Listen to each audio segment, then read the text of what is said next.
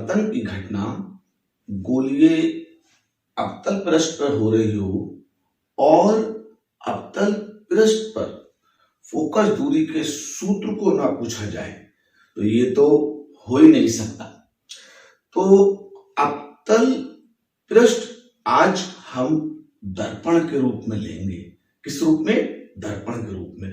और पहले तो हम गोलीय पृष्ठ को अवतल दर्पण सीखेंगे और फिर उसके बाद हम ये सीखेंगे कि अगर ये अवतल दर्पण बन गया है तो अब इस पे जो प्रकाश की किरणें गिर रही हैं वो कहाँ पे फोकस हो रही हैं, वस्तु से चली हैं तो वस्तु की स्थिति क्या है, उसने जो प्रतिबिंब बनाया है उस प्रतिबिंब की स्थिति क्या है, और फोकस दूरी वस्तु की स्थिति और प्रतिबिंब की स्थिति के बीच में एक संबंध का समीकरण जो आता है वो अवतल दर्पण के लिए अवतल दर्पण की फोकस दूरी का सूत्र कहलाता है। तो आज मैं अपने इस वीडियो को इसी मकसद से बनाने के लिए आया हूं कि बच्चों तक और दूसरे शिक्षकों तक भी ये बात पहुंचे कि अवतल दर्पण पर फोकस दूरी के सूत्र को निकालना कोई मुश्किल काम नहीं है, लेकिन फिर भी ना मालूम क्यों खाली सूत्र लिखवा देते हैं, उसको सिद्ध नहीं कर पाते हैं। तो बहुत लोगों की मेरे पास ये शिकायतें आती थी और लोगों की ये कमेंट्स आते थे कि सर आप अवतल दर्पण पर फोकस दूरी के सूत्र को समझा दीजिए। तो मैंने अपने इस वीडियो को अवतल दर्पण के लिए फोकस दूरी के सूत्र के मकसद से ही बनाया है और उम्मीद करता हूं कि आपको अवतल दर्पण पर फोकस दूरी के सूत्र का निगमन इतना आसान लगेगा कि बस एक बार सीखने के बाद खुद ब खुद दोबारा मन चाहेगा लाओ एक बार और सीखें, लाओ एक बार और सीखें। पर दुनिया को सिखाइएगा कि अवतल दर्पण पर फोकस दूरी का समीकरण कितना आसान है। देखिए वैसे बोर्ड पर कुछ काफी हद तक कैलकुलेशन मैंने पहले से करके रखी हुई है, वो इसलिए रखी हुई है क्योंकि देखिए भाई बड़े बड़े टॉपिक हैं, प्रकाश की घटनाओं के हैं, इसमें हमें किरण आरेख बनाना होता है। किरण आरेख बनाने के बाद इसकी ज्योमेट्री को निकालना पड़ता है, ज्योमेट्री के साथ साथ फिर इसके दिल, गुर्दे और फेफड़े जो है, कहने का मतलब डायग्राम में जो त्रिभुज बने हैं, जो रकीले हैं और जो दूरियां और स्थितियां हैं उनको भी अलग अलग निकालना होता है। तो फिर हम इन ढेर सारी बातों को एक साथ कितने कम समय में कैसे सीख सकते हैं। तो थोड़ा सा काम जो है वो कैलकुलेशन के रूप में पहले से मैंने कर रखा है, लेकिन हाँ किरण आरेख अब मैं आपको बना के दिखाऊंगा। याद रखना कि प्रकाश की घटनाओं में अगर कोई चीज सबसे ज्यादा जरूरी है तो वो जिसके ऊपर उन्होंने सूत्र पूछा है उसका किरण आरेख जरूरी है। और प्रकाश में अच्छे नंबर और प्रकाश को वही सीखते हैं जो प्रकाश के किरण आरेख को बनाना जान जाते हैं। और किरण आरेख बनाने के लिए मैंने बता रखा था कि आपके पास एक स्केल तो होना ही होना चाहिए। चलिए क्या, अब अगर आपने अभी तक वीडियो को हमारी लाइक और कमेंट्स नहीं दिए हैं तो प्लीज आप लाइक कमेंट्स दीजिए और साथ ही साथ के अगर आप नए यूजर्स हैं तो फिर आप जो है वो हमारे वीडियो को सब्सक्राइब कीजिए। हम चलते हैं गोलीय अवतल दर्पण की तरफ फोकस दूरी के सूत्र के व्यंजक के लिए। तो हम सबसे पहले क्या करेंगे, दर्पण बनाने से पहले हमें एक गोलीय पृष्ठ बनाना पड़ेगा। तो मैंने क्या किया, बोर्ड पर इस जगह पर एक मैंने गोलीय पृष्ठ को बना लिया, वो ये आ गया मेरा एक गोलीय पृष्ठ। तो अब हम इसे कैसे कहेंगे कि ये जो गोलीय पृष्ठ है ये गोलीय अवतल दर्पण बनेगा। तो आप कहें ना, जब इसके केंद्र को देखेंगे तो इसका केंद्र इधर की तरफ मिलेगा क्योंकि गोला इसका इधर को बन गया है। तो जब गोला इसका इधर को बन गया है तो इसका केंद्र भी आपको यहीं मिलेगा। ठीक है, तो केंद्र के पीछे वाले यानी कि जो वक्र का उभरा हुआ हिस्सा है उस पे पॉलिश कर दीजिए और गड्ढे को चमकीला और चिकना रखिए। ये जो गड्ढा है ना अंदर का, इसे चमकीला और चिकना रखिए। तो इस तरीके से अगर आपको कहीं पर कोई गोलीय दर्पण दिख रहा है तो जिसके केंद्र का जो हिस्सा है, कौन सा हिस्सा है, जो केंद्र का हिस्सा है, ठीक है, उस हिस्से पर तो चमकीलापन हो, लेकिन जो पीछे का वक्र पृष्ठ का उभरा हुआ हिस्सा है उस पर पॉलिश करी हो। तो इस तरीके के जो दर्पण होंगे गोलाकार के, वो गोलीय अवतल दर्पण होंगे। अब मुझे गोलीय अवतल दर्पण पर, ठीक है, फोकस चित्र बनाना था। तो अब मैं क्या करूंगा, ठीक है, इस दर्पण को बीच से, केंद्र से होते हुए आधा आधा कर दूंगा। तो मैंने क्या किया है, इसे बीच से, केंद्र से होते हुए आधा आधा कर दिया। तो इस तरह से जो मैंने इसे किया है, तो मैंने ऐसा करने में दर्पण की मुख्य अक्ष को दर्शाया है। अब मैं क्या करूंगा, ये जो केंद्र था, ये जो मेरे पास केंद्र था, केंद्र, इसे मैं सी लिख दूंगा। तो मैंने इसे क्या किया, सी लिख दिया। अब ये इसका वक्रता केंद्र भी कह सकते हैं और खाली केंद्र भी कह सकते हैं। अब मैं क्या करूंगा, एक वस्तु को लूंगा और जिसे मैं इसके पीछे वक्रता केंद्र और अनंत के बीच में रखूंगा। तो मैंने क्या किया है ना, आप वस्तु देखिए, ऐसे लीजिए कि जो दर्पण के सिरों के अंदर ही रहे, दर्पण के क्या हो, सिरों के अंदर ही रहे। तो मैंने ये एक वस्तु ली है, ठीक है, ये।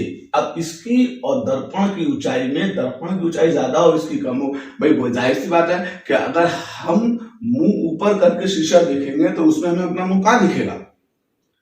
तो इसलिए इसका जो शीर्ष है वो दर्पण के नीचे लेवल में हो। तो ये वस्तु थी, तो हमने क्या किया, इस वस्तु को, ये जो हमने वस्तु रखी है, इसे नाम हमने ए और बी का दे दिया। अब आप चयन कीजिए, ठीक है, ए और बी का जब चयन करें तो उससे पहले जरा सा काम और कर लिया करें, ठीक है, कि आपने वस्तु ए बी को लिया है, तो इससे एक प्रकाश, दो प्रकाश किरण लें। एक प्रकाश किरण आप जो लें वो बिल्कुल जो मुख्य अक्ष है उसके समांतर खींचे, जैसे मैंने खींची है, ठीक है, ये खींची मैंने, ये मुख्य अक्ष के समांतर प्रकाश किरण खींची, वो ये आई और यहां पर आकर ये प्रकाश किरण इस बिंदु पर आपतित हो गई है। अब दूसरी प्रकाश किरण लें तो इसके शीर्ष से ही लें, वक्रता केंद्र पर आए और दर्पण पे रखें। तो आप इस तरह से स्केल को रखिए, तो आपकी दो प्रकाश किरणें हो गई, ठीक है, दो प्रकाश किरणें हो गई। अब इन दो प्रकाश किरणों में क्या क्या खूबी थी वो अभी आपके सामने आ जाएगी, ठीक है।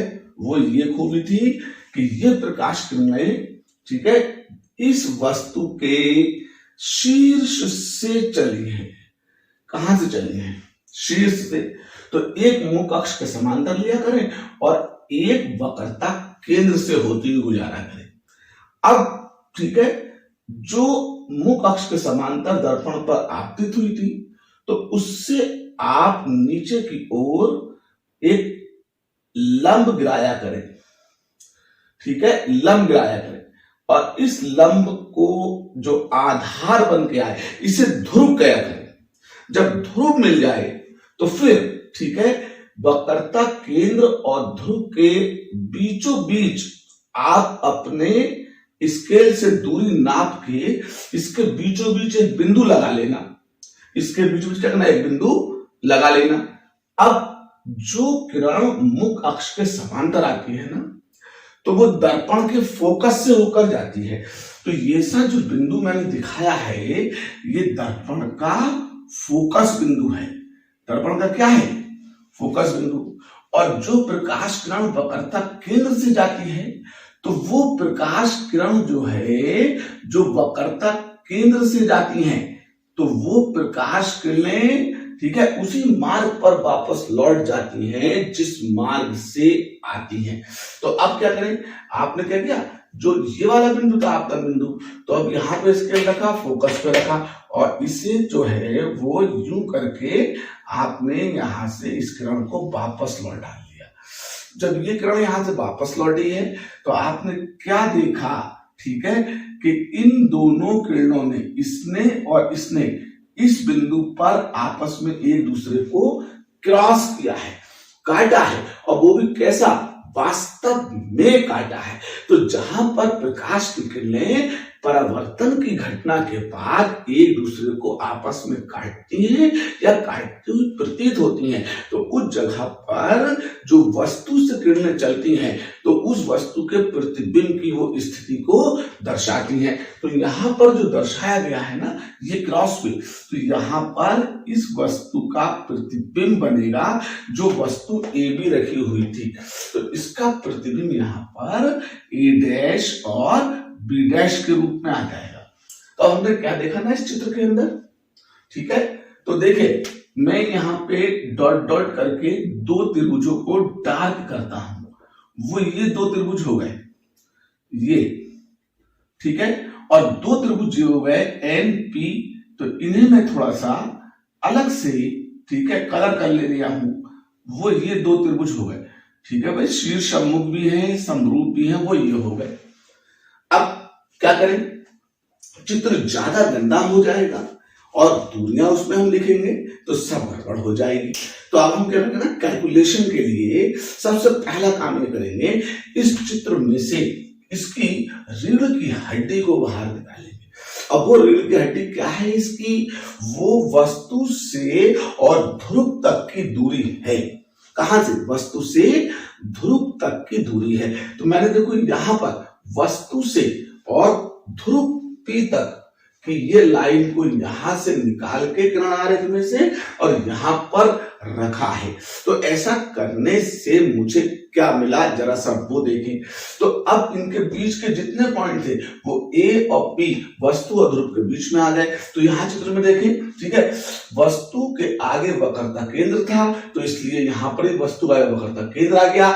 यहाँ पे वक्रता केंद्र के आगे प्रतिबिंब था, तो वक्रता केंद्र के आगे प्रतिबिंब आ गया, और प्रतिबिंब के आगे फोकस था तो उसके आगे फोकस आ गया, और सबसे आखिर में ध्रुव था तो वो ध्रुव आ गया। अब हम चलते हैं दूरियों की तरफ, ठीक है। तो प्रकाश के परावर्तन की घटना हो, प्रकाश के अपवर्तन की घटना हो, प्रकाश में किसी तरह की घटना हो, तो सारी दूरियां जो ली जाती हैं वो कहां से ली जाती हैं, वो सारी दूरियां ध्रुव से ली जाती हैं। और जितनी दूरियां हम ध्रुव से बाईं ओर की तरफ चलते हैं वो सारी दूरियां माइनस की होती हैं, और जितनी दूरियां हम ध्रुव के दाईं ओर चलते हैं वो सारी दूरियां प्लस की होती हैं। तो अब हम ध्रुव के देखिए सारी दूरियों के लिए बाईं ओर चलेंगे, जितनी दूरियां हैं सब में ध्रुव से बाईं ओर चलेंगे, और हमारे चतुर्थांश के अकॉर्डिंग ये सारी दूरियां क्या होंगी, ऋण चिन्ह के साथ लिखी जाएंगी, नेगेटिव साइन के साथ जाएंगे। तो ध्रुव से फोकस तक की दूरी, फोकस दूरी है इसलिए इसे माइनस का एफ लिखेंगे। फिर ध्रुव से प्रतिबिंब तक की दूरी, ठीक है, v होती है स्थिति, तो अब इधर क्यों है तो माइनस का लिखेंगे। फिर ध्रुव से, ठीक है, वक्रता केंद्र तक की स्थिति, वक्रता त्रिज्या होती है जिसे हम r से लिखते हैं, लेकिन ध्रुव के बाईं ओर है इसलिए माइनस का r लिखेंगे। और फिर ध्रुव से ही वस्तु तक की स्थिति, वस्तु तक की दूरी को u से लिखते हैं, अब क्योंकि ये भी ध्रुव के बाईं ओर है इसलिए इसे भी हम माइनस से लिखेंगे। अब ये जो बीच बीच में गैप रह गए थे, एक a से लेके c तक, और एक c से लेके a डैश तक, और एक a डैश से लेके f तक, तो देखिए हमने क्या किया, अब हमें AC चाहिए है, इतना गैप चाहिए था, AC, तो देखिए इतनी बड़ी लाइन माइनस का u थी और इतनी छोटी माइनस का r थी, तो आप माइनस के u में से माइनस का r घटाइए। तो आपने क्या किया, माइनस का u माइनस और माइनस का r जब लिखा तो माइनस माइनस क्या होगा प्लस, तो माइनस का u और ये प्लस का r हो जाएगा। तो इस तरह से ये सी दूरी जो आएगी a से और c तक की दूरी माइनस का u प्लस का r आएगी। फिर हम चलते हैं आगे की ओर, तो हमने क्या देखा कि हमें c और a डैश चाहिए है। तो c और a डैश निकालने के लिए हमने क्या किया, पहले तो हमें c से लेकर p तक की दूरी माइनस का r पता थी, और फिर हमें a डैश से लेकर p तक की दूरी भी पता है, कितनी है, माइनस का b है। तो इन दोनों में कौन सी रेखा बड़ी है, माइनस के r वाली। तो अब आप क्या करें, माइनस के r में से माइनस के b को घटाइएगा। तो जब आप माइनस के r में से माइनस का b घटाएंगे तो फिर माइनस का r और प्लस का b बच के आएगा, तो इसमें रख दिया जाएगा। अब दूरी रहेगी a dash f, a dash और f। तो आप क्या करेंगे कि आप क्या करेंगे, ठीक है, a डैश से p तक की दूरी माइनस की b थी और p से f तक की दूरी माइनस की f थी, तो आपने क्या किया, माइनस की b दूरी बड़ी है और माइनस की f छोटी है, तो आपने क्या किया, माइनस के b में से माइनस के f को घटाया तो माइनस का b प्लस का f आ गया। ये जो है ये ठीक है, दूरियों और स्थितियों की माप, ये अवतल दर्पण हो या उत्तल दर्पण हो, ये इनके जब हम डेरिवेशन की तरफ पहुंचते हैं तो इनके उस डेरिवेशन की जान होती है, जान, अवतल की हो या उत्तल की हो उसकी जान होती है। तो अब हम आगे की तरफ बढ़े। अब हमें दूरियां तो मिल चुकी हैं, अब रह गई हमारे लिए महज कैलकुलेशन का हिस्सा रह गया। अब कैलकुलेशन के हिस्से में देखिए हमें ज्योमेट्री की जरूरत पड़ेगी, और उस ज्योमेट्री को निकालने के लिए हमें क्या करना पड़ेगा, छोटी छोटी सी बातों को ध्यान में रखना पड़ेगा।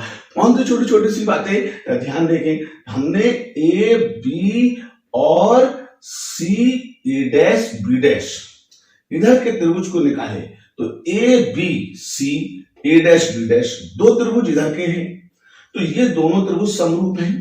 तो हमने समरूप त्रिभुज का नियम लगाया, तो पहले त्रिभुज का लंब और बटे में दूसरे त्रिभुज का लंब, ठीक है, का अनुपात पहले त्रिभुज के आधार और बटे में दूसरे त्रिभुज के आधार के अनुपात के बराबर होगा। ये समरूप त्रिभुज का नियम है। फिर हमने समीकरण 1 मान लिया। अब हम चले इधर वाले साइड के त्रिभुज की तरफ, जो N P F A dash B dash F है, तो हमने इसे भी अलग निकाला। तो हमने एन पी एफ, ये देखो चित्र में दिखेगा एन पी एफ, और दूसरा ए डैश बी डैश एफ, ये देखो दिखेगा ए डैश बी डैश एफ। हमने इन्हें भी क्या क्या अलग को निकाला। जब ये निकल आए तो ये भी दोनों समरूप थे, तो इसमें समरूप का नियम लगाया। तो इसमें नियम लगाते समय एन पी लंब है, तो इसके बटे में इसका लंब और इसके आधार के बटे में इसका आधार लगा के आपस में बराबर रख दिया, समरूप त्रिभुज का नियम हो गया।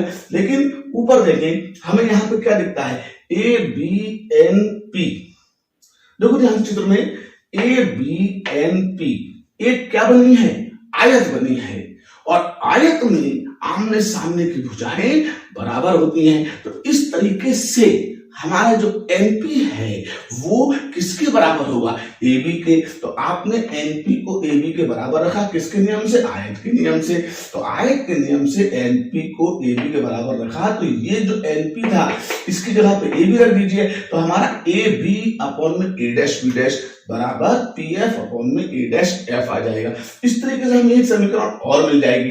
तो अब एक समीकरण पहले थी और एक दूसरी थी, तो समीकरण 1 में भी लेफ्ट साइड AB अपॉन में A डैश B डैश है, और समीकरण 2 में भी लेफ्ट साइड AB अपॉन में A डैश B डैश है। और जब दो समीकरणों की लेफ्ट साइड आपस में बराबर हो तो उनकी राइट साइड्स भी क्या होती हैं, आपस में बराबर होती हैं। इसलिए हमने समीकरण 1 और समीकरण 2 को आपस में जब बराबर रखा तो फिर AC अपॉन में A dash C, AC upon में A डैश C बराबर किसके आएगा, PF अपॉन में A डैश F पे आएगा। तो इस तरह से हमें क्या मिल जाएगी, ठीक है, एक इक्वेशन मिलेगी। अब इसमें हमें चैलेंज रह गया था वैल्यू रखने के लिए, हमें AC का मान चाहिए, A डैश C का मान चाहिए, PF का मान चाहिए, A डैश F का मान चाहिए। फिर यहाँ पर हमें AC का मान चाहिए, A डैश C का मान चाहिए, और उसके बाद हमें A डैश F का मान चाहिए और PF का मान चाहिए। तो इन मानों को हमने कहाँ निकाला है, ये निकाली है, ये जो जान निकाली है इस किरण आलेख की, यही जान है। और किसी की भी जान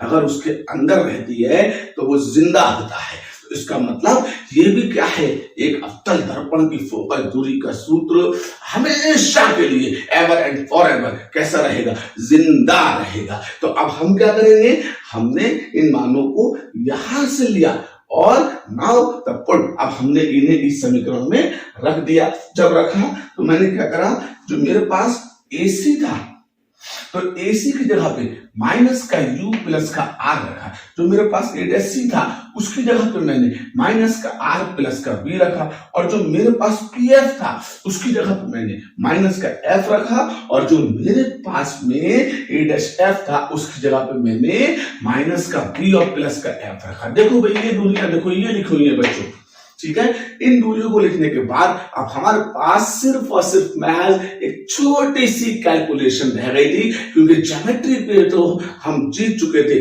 ज्योमेट्री के घोड़े पे हम बैठ गए थे, और अब उस घोड़े को हमें क्या करना, अपनी हिम्मत ताकत से सिर्फ और सिर्फ लगाम पकड़ के दौड़ाना था। तो हमने उसको दौड़ाया, और हमने सबसे पहले क्या किया, ठीक है, तो क्रॉस मल्टीपल की, क्रॉस मल्टीपल में इस वाले फैक्टर की मल्टीपल इससे की और इस वाले की इससे मल्टीपल की, यानी कि तिरछी करके हमने जो है मारी है। और तिरछी करके मारना आना चाहिए, ठीक है, क्या मारना चाहिए, तिरछी करके गुणा को मारना आना चाहिए।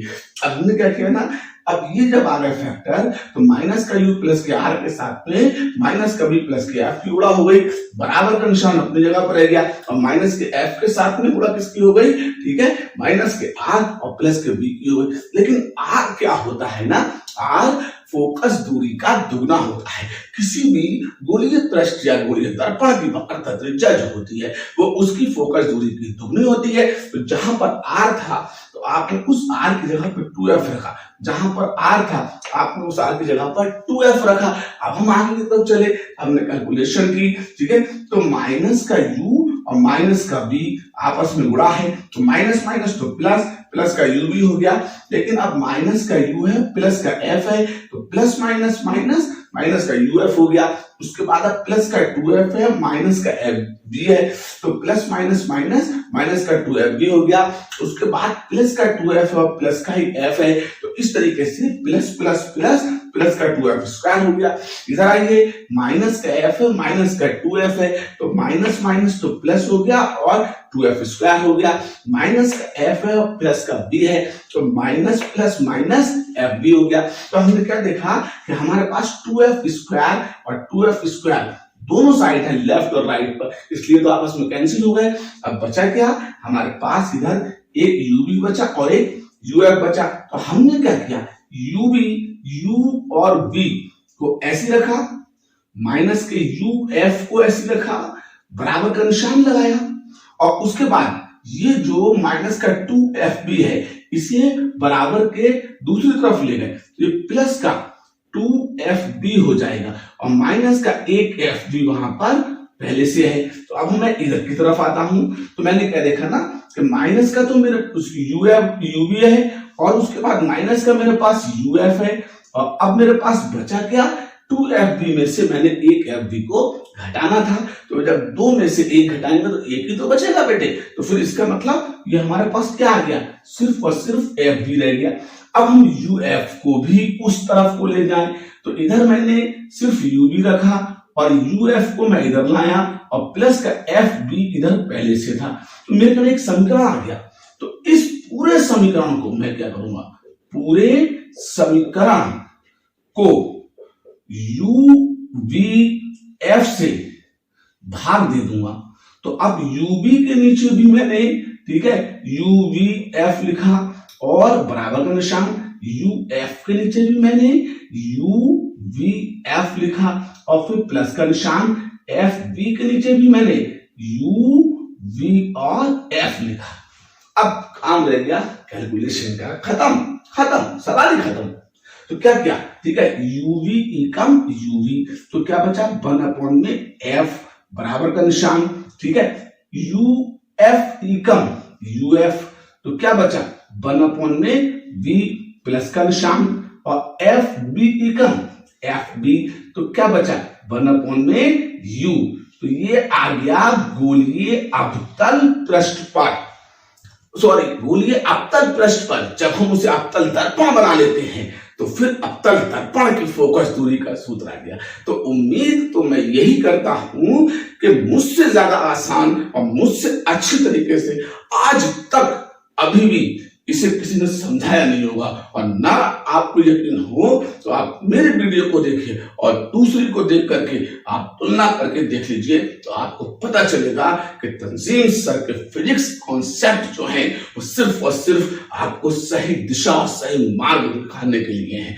तो आशा करता हूं ये इस तरह से कितने भी मुश्किल और इस जैसे कितने भी खतरनाक सवाल अगर आपके लिए आएंगे ना, तो आप कुछ करने से पहले आप और उनके बीच में मैं खड़ा हूंगा और आपको उसके आसान तरीकों को बताऊंगा। तो आशा करता हूं, उम्मीद करता हूं कि इस वीडियो में मैंने आपको अवतल दर्पण की फोकस दूरी के समीकरण को अपनी तरफ से पूरी शिद्दत से सिखाने की कोशिश की, और अब बारी मेरी तो खत्म हो चुकी है सिखाने की, लेकिन अब आपका काम रह गया है इसे सीखने का। तो आप जल्दी से आप क्या कीजिएगा, मोबाइल से फालतू की चीजों को निकाल करके प्रकाश की घटनाओं में और तंजीम सर के फिजिक्स कॉन्सेप्ट को सीखने की पूरी कोशिश कीजिएगा। तब तक के लिए गुड नाइट।